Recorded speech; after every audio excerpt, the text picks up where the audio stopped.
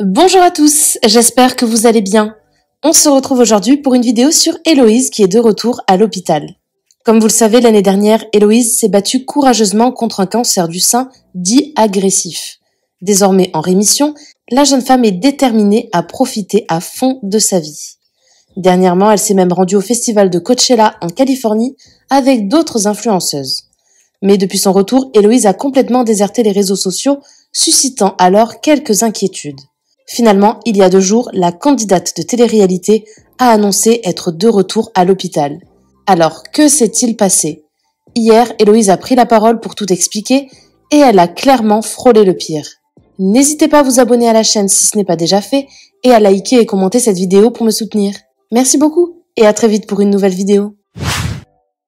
Conclusion des jours précédents. Mettez des bas de contention quand vous prenez l'avion. Bon, coucou, j'espère que vous allez bien. Je crois que je vous donne un petit update de ces jours précédents qui étaient beaucoup trop mouvementés à mon sens d'ailleurs.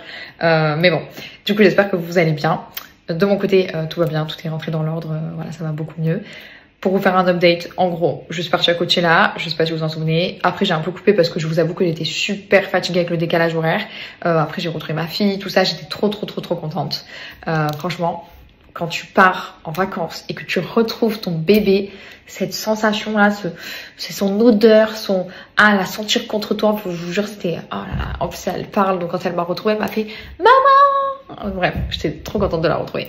Et du coup, en fait, donc bref, depuis que j'étais rentrée de Coachella, de l'avion, j'étais super fatiguée. Vraiment, je comprenais pas ce que j'avais. Je me disais, c'est pas normal, je suis super fatiguée. Genre vraiment, même sortir de mon lit, c'était pour moi un effort tellement j'étais exténuée. Tellement j'avais pas l'énergie et le courage de me faire à manger. Je mangeais des trucs vite fait sur le pouce parce que j'étais trop fatiguée. Donc je me dis bon bah bizarre. Je vois que Stéphanie elle a le Covid, donc je me dis bon bah peut-être que j'ai chopé le Covid. Bon, je me dis bizarre. Et les jours passent et tout, j'ai une pointe dans la poitrine, j'ai des palpitations, je me sens pas bien, je me dis bon bah vas-y c'est le stress, en ce moment c'est une mauvaise période, je suis stressée et tout, ça va peut-être passer. Et du coup bon bah je me dis je vais aux urgences. Donc je vais une première fois aux urgences, on me dit que c'est rien, etc. machin. Et je repars, les heures passent et tout, et je sens que j'ai mal. Et je me dis c'est bizarre, je suis essoufflée. J'ai l'impression que le moindre truc, c'est un effort et tout. Donc bref, je retourne. Et là, on me dit, bah, en fait, vous avez des symptômes d'une embolie pulmonaire, etc., etc. Donc bref, je fais mes examens, tout ça. Bon, bref. Tout ça pour dire que je prenais très à la légère le fait de ne pas mettre de bas de contention dans l'avion. En fait, vraiment, c'est genre super important. Vraiment. Et j'en ai pris conscience à ce moment-là. Genre...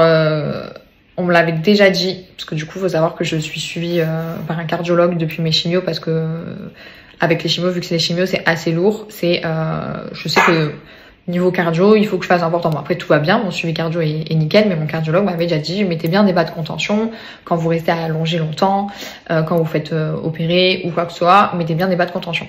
Et c'est vrai que je l'ai toujours pris super à la légère, en mode, je suis beaucoup trop jeune. La meuf, t'as pas compris encore que la jeunesse ne veut rien dire. Mais bon, je suis restée bornée dans mon truc, mais sauf qu'en fait, vraiment, quand vous prenez l'avion, c'est super important de mettre des bas de contention. Surtout sur des longs courriers, comme là, j'ai fait presque 15 heures d'avion. Sur des longs courriers comme ça, c'est juste super important. Donc, ne négligez pas ça. Ne prenez pas ça à la légère. Donc, pour moi, tout est rentré dans l'ordre, tout va bien. C'est le principal. Mais c'est important de mettre des bas de contention. Voilà, je vous le dis. Merci à toi d'avoir regardé la vidéo jusqu'au bout. N'hésite pas à commenter cet emoji si tu es arrivé jusque-là. Ça me permettra de voir ceux qui sont restés jusqu'à la fin. Encore une fois, merci beaucoup et je vous dis à très vite pour une nouvelle vidéo.